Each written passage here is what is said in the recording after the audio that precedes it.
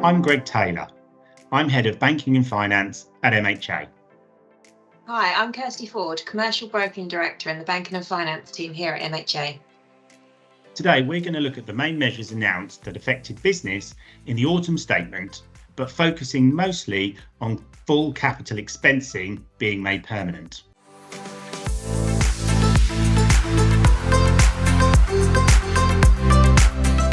So a quick rundown of the main measures announced by the Chancellor that will affect business.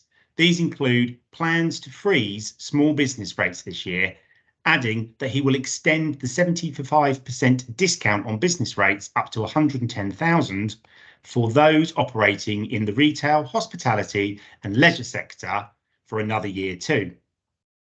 National living wage to rise by 10% to £11.44 an hour.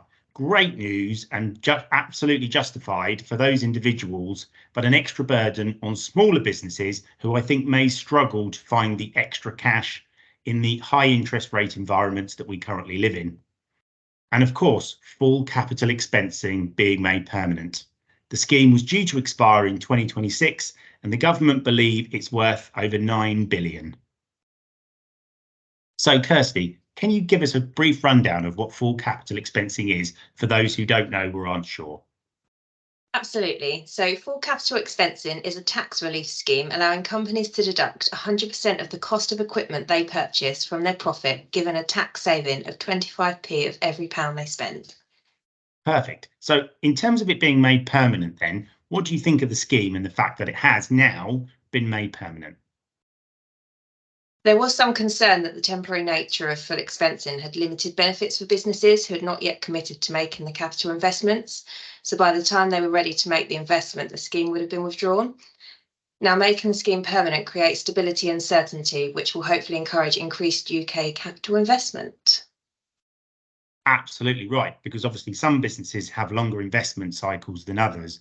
But I think on the flip side of that, most firms are not capital intensive. Services industries account for 76% of all companies in the UK by number and 72% by turnover, while manufacturing accounts for just 14%, for example. So I do wonder if a reversal of the corp tax rises introduced in the budget at the start of the year would have had a greater effect in kickstarting economic growth. I think in conclusion, Kirsty, many businesses and business organisations, including the CBI, who got over 200 businesses to sign a letter asking for full capital expensing to be made permanent.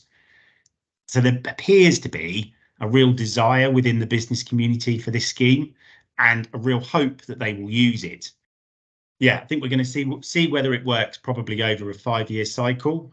But obviously, I think we really do need a little bit more than just full capital expensing being made permanent in order to kickstart the economic growth that clearly the numbers from the OBR and from the Bank of England show is desperately needed.